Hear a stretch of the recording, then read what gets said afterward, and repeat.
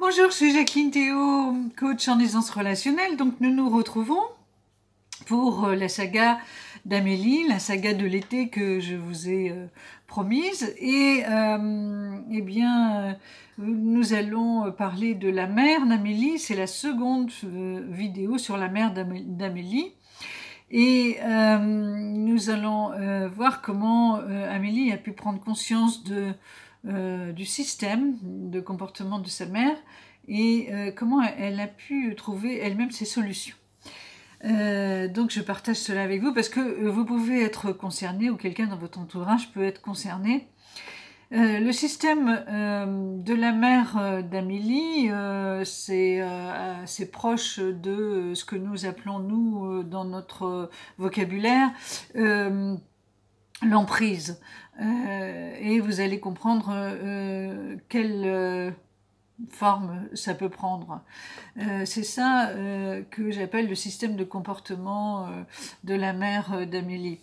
Alors, juste un rappel, c'est que Amélie est une femme qui a une jeune cinquantaine, qui a un travail qui lui demande beaucoup de concentration, elle est disponible. C'est vrai, elle a dire pas mal de temps, c'est ce qu'elle a voulu, puisque dans sa reconversion professionnelle, elle a gagné cela. Et elle a un frère qui vit à l'étranger, très loin, et sa mère vit pas très loin d'elle, dans la même région. Alors, ce qui se passe, c'est que vous vous souvenez que Amélie m'a dit, en arrivant à mon cabinet, je n'en peux plus, je ne peux plus porter. Et voilà, donc c'était comme un cri de douleur, dit avec beaucoup de retenue quand même, mais moi je l'ai analysé comme une vraie douleur. Et au gré des vidéos, vous pouvez comprendre que c'est tout à fait ça. Alors, dans cette deuxième vidéo sur la mère d'Amélie, qu'est-ce qui se passe? Eh bien, je vais vous donner quelques exemples. Par exemple, sa mère ne peut pas prendre de rendez-vous médicaux. C'est pas possible, elle a jamais le bon interlocuteur. Mais Amélie téléphone et pif, pouf, paf, elle a tout de suite le rendez-vous avec la personne qui est concernée. Voilà, c'est un autre exemple qui est beaucoup plus caractéristique, qui est beaucoup plus grave, c'est que un jour la maison d'Amélie brûle. Grande question avec l'assurance, est-ce qu'on reconstruit ou alors est-ce que on ne reconstruit pas? Eh bien, finalement, la reconstruction est décidée. Il y a un maître d'œuvre qui donc va prendre tout ça en charge, mais il faut quand même quelqu'un pour surveiller les travaux. Eh bien, qui évidemment va le faire? C'est Amélie, hein, c'est complètement naturel, voilà.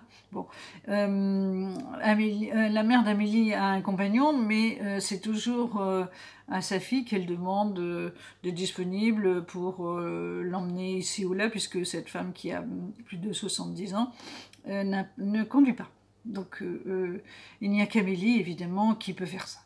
Alors, avec ces multiples exemples, je pose la question à Amélie quand même, mais à quel moment votre mère vous remercie à un geste de reconnaissance, à quelque chose de marquant envers vous? Elle me dit, mais non, il n'y a pas lieu, c'est ma mère et je le fais, voilà.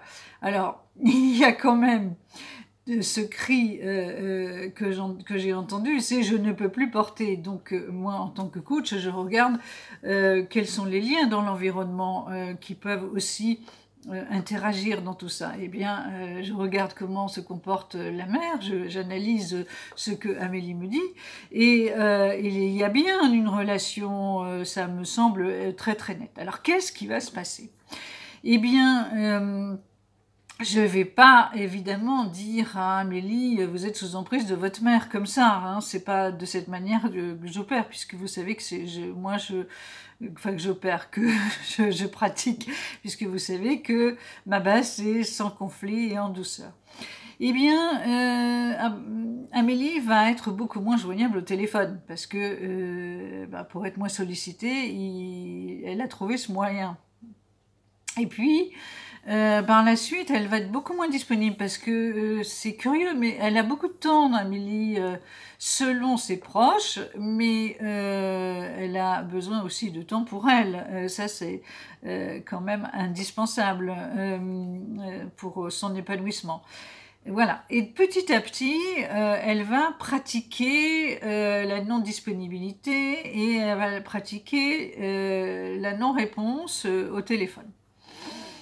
C'était quelque chose qui, au départ, était assez surprenant pour ma cliente Amélie. Mais ceci dit, comme elle a trouvé ses solutions, c'est sans ces solutions, j'insiste bien, eh bien, petit à petit, elle a vu les bienfaits, c'est-à-dire que quand même, elle était plus au calme, si j'ose dire, et elle avait beaucoup moins de choses à décider pour sa mère. Il y avait moins de sollicitations, donc ça lui laissait plus de respiration à cette Amélie, si j'ose dire. Donc c'était une expérience, enfin des expériences très importantes pour cette cliente qui était en pleine évolution. Elle a même été surprise parce que tout ça s'est fait sans conflit, et j'insiste là-dessus, sa mère ne lui a jamais fait une réflexion. Sa mère ne lui a jamais, comment dire, prononcé un mot plus haut que l'autre. Et tout s'est passé, tout s'est installé effectivement dans la douceur. Et Amélie aussi a appris certains mots ou expressions à utiliser avec moi pour évidemment installer ces nouvelles situations, ces nouveaux comportements. Parce que, et bien sûr, en arrière-plan, il s'agissait que chacune évolue dans son comportement, Amélie et sa mère, mais il s'agissait aussi que cela se fasse d'une façon non brutale et que la mère soit conduite à mener des réflexions et à respecter sa fille. Voilà.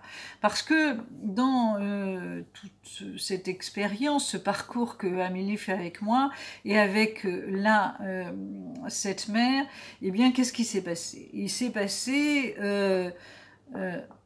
si on peut regarder ça sous 3 points, des très belles, des très beaux résultats, c'est-à-dire que Amélie a appris à se respecter, c'est-à-dire qu'elle a un temps pour elle et que ce temps, il est précieux, il lui appartient, c'est elle qui décide de ce temps.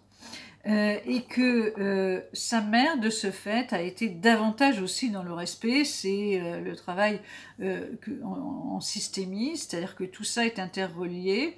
Amélie se respecte et les personnes qui sont dans son environnement la respectent davantage.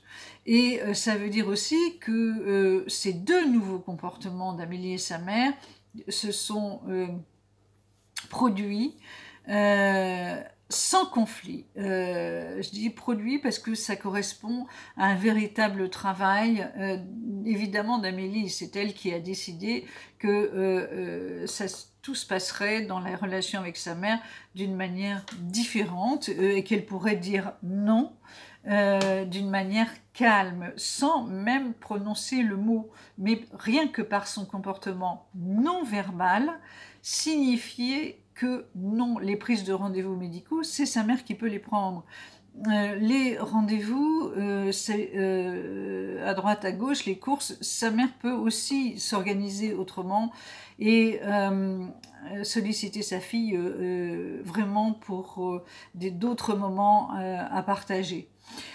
Alors, le troisième point, c'est que Amélie s'est aperçue que son père et sa mère sont entrés dans de nouveaux comportements et que tout ça, ça a amené de l'aisance relationnelle. Mais je voudrais vous amener la fin de cette belle histoire. C'est-à-dire que un jour, la mère et la fille sont allées passer quelques heures dans une autre ville. Eh oui, c'était pas des courses, c'était une sortie loisir. Ah ah, c'était déjà un gros progrès. Et puis, Amélie voit dans une vitrine un très joli tableau avec des chats. Amélie est une femme qui aime beaucoup les chats et qui en a chez elle.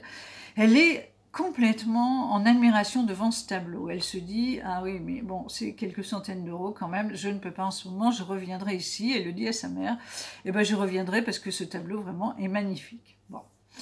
Et la journée se passe très très bien. Quelque temps après, sa mère l'invite à déjeuner chez elle et Amélie arrive comme d'habitude en se disant bon alors ça j'accepte plus, ça j'accepte, etc., etc. Mais il y a quand même eu des progrès dans notre relation, donc je suis contente. Et sa mère pose devant elle un cadeau et vous avez deviné le cadeau, eh bien c'est le tableau superbe dont Amélie rêvait.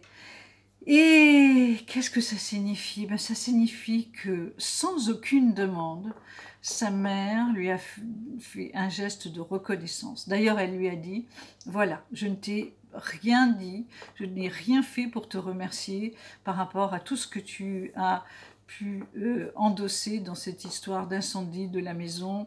Et toutes les semaines, elle a surveillé les travaux pendant 1 an, Amélie. Donc c'est rien de banal, vous voyez. Eh bien voilà, c'est arrivé complètement en douceur, c'est arrivé sans demande, et c'est comme ça que cela peut se passer. Simplement, qu'est-ce qui a changé? C'est qu'Amélie a pris la décision de se comporter autrement. Donc, en interrelation, en interaction, tout autour d'elle, il y a eu toutes ces évolutions qu'elle a vécues et qu'elle vit encore d'une manière absolument heureuse. C'est ça l'aisance relationnelle. Voilà, j'espère que pour vous, ça vous parle. C'est un joli exemple que je voulais partager avec vous. Et donc, vous savez que vous pouvez toujours liker, commenter, mettre des messages sur satellite@orange.fr. Et je vous dis à bientôt pour une autre vidéo de la saga d'Amélie. Merci!